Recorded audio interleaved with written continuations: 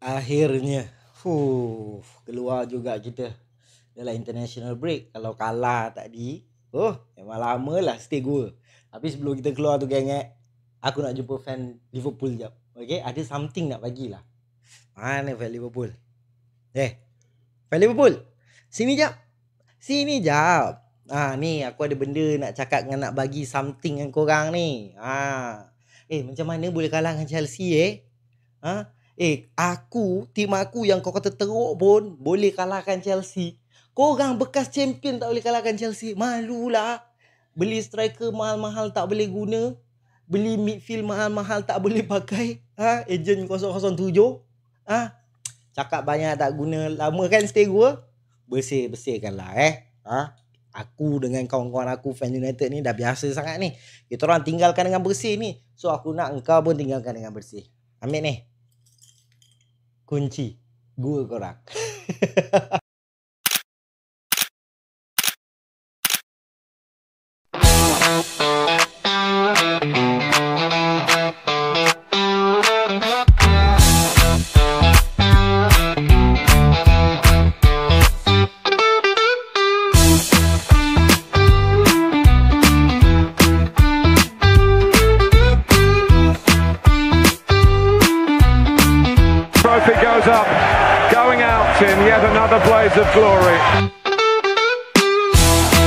Untuk video kali ni kita akan review game Manchester United menentang Sunderland yang berkesudahan 2-0 di Old Trafford.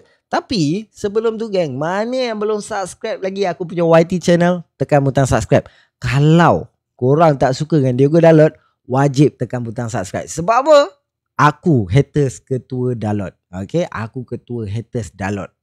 So mana yang belum subscribe, tekan butang subscribe, like video ni, share kawan-kawan. Cuba komen apa pendapat korang tentang game Manchester United menentang Sunderland. So jom. Aku sejujurnya aku tak tahulah, aku happy pun ada, kecewa pun ada. Sebab bagi aku dia dua game yang berbeza. First half kita main sangat bagus. Second half kita macam drop tempo. Aku tak faham. Benda ni aku sampai sekarang aku tak faham. Dari zaman Ole lagi, bila kita masuk first half kita main bagus, second half kita mesti akan kurangkan tempo lah, kita akan main tak bagus lah, ada yang lebih teruk sampai kita kalah. Kau ingat tak yang United kalah dengan Liverpool 7-0? Itu sebab second half kita tu belacan hauk gila weh. So aku serius tak faham kenapa benda ni still terjadi sampai hari ni. Tapi cakap lebih tak guna. Jom kita dive into the game. Kita akan start dengan line up Manchester United menentang Sunderland. So aku tak ada apa sangat nak complain tentang line up. Bagi aku it's very very good first 11 untuk game lawan Sunderland. Aku happy gila. Cuma aku ada persoalan kenapa Bruno dengan Luke Shaw masih dimainkan, sedangkan Matheus Cunha dan Maguire yang tak perform lawan Brentford di bench. Dan kenapa Bruno dengan Luke Shaw ni masih dimainkan? Adakah diorang ni untouchable? Kalau kau tanya akulah, aku ada 3 nama player yang memang kita patut shout out sebagai best performance. 3. Yang pertama, bagi aku, what a debut for Sunderland. Sangat-sangat solid bro. Walaupun kita lawan Sunderland, tapi still Sunderland nombor 5 bro sebelum lawan Manchester United. So kau tak boleh nak cakap Sunderland tu Sunderland ni. Sunderland sebelum lawan Manchester United nombor 5 bro. So what a debut for Sunderland. Sangat-sangat tenang, sangat-sangat berani, sangat outspoken juga.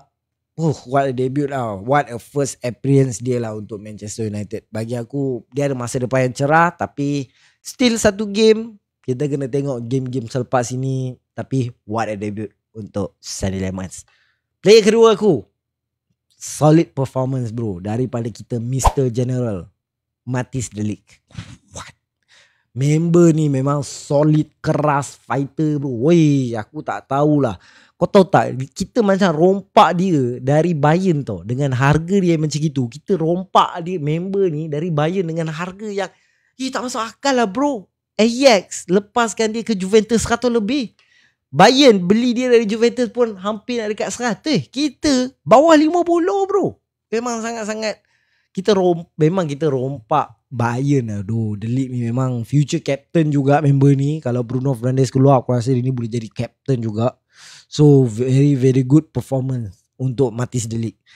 Yang ketiga, yang terakhir, solid performance untuk game Manchester United lawan Sunderland, tak lain tak bukan Mason Mount. Wow. Mason Mount very underrated player tu bagi aku. Kau bayangkan dia masuk midfield kita okey tau. Sebab bagi aku kenapa kita boleh nampak game ni midfield kita sangat-sangat tenang, sangat-sangat bagus. Bagi aku disebabkan Mason Mount ni dah kurangkan beban midfield kita. Member ni kaki pressing bro. So midfield kita tak payah pening kepala nak press. Sebab Mason Mount dah press. Diorang just midfield kita ni just buat game, build tempo, build the game kan. So Mason Mount dah ambil sikit tugas daripada midfield. So good job for Mason Mount. First goal of the season. Aku sangat salute dengan kau Mason Mount. So tapi jangan injet. Untuk worst performance untuk game semalam aku ada satu je dalam kepala otak aku tu. Dia go download tu. Sumpah tu dia go download. Aku tak tahulah, dia macam tak faham lagi tau apa tugas dia sebagai left wing back ataupun right wing back. Dia still nak main sebagai left back yang inverted. Kau faham tak? Dia lambatkan tempo tu. Kita yang sepatutnya tentu dalam fasa attacking, member ni boleh first touch mabuk kan. Lepas tu dah pegang first touch elok, pergi back pass pula. Dia banyak matikan kita punya serangan tau. Dia ni banyak lambatkan kita punya tempo tau. Memang aku kecewa gila lah. Aku harap dia improve lah. Kalau tak Januari ni aku tendang syak dia keluar. So bagi aku ada satu player lagi kita akan letakkan sebagai antara the best player juga untuk semalam. Tak lain tak bukan Benjamin Sesko. Aku nampak dia dah start ada chemistry dengan Mbeumo. Dia nampak link up play dengan Mbeumo. Yang satu aku suka tentang Benjamin Sesko ni, dia ada di tempat, di position yang tepat pada ketika itu. Itu yang best untuk Benjamin Sesko. Dia tahu kat mana dia perlu duduk, dia tahu ruang mana dia perlu ambil. So bagi aku what a performance lah. Dan aku mengharapkan play United lain selalu bagi bola kat dia macam mana gol dia sekarang.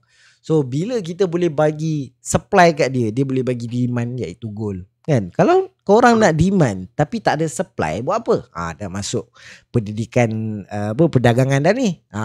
So what a game for Benjamin Sesko. Yang penting bukan agent 007. So kalau kita tengok sekarang United berkedudukan nombor 9. So next Manchester United akan lawan Liverpool.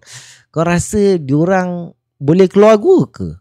Cuba komen. Aku nak tengok. Boleh ke Manchester United kalahkan Liverpool di Anfield? Sila komen. Jangan lupa subscribe, like video ni, share ke kawan. Komen apa pendapat korang tentang game Manchester United menentang Sunderland. Sila komen.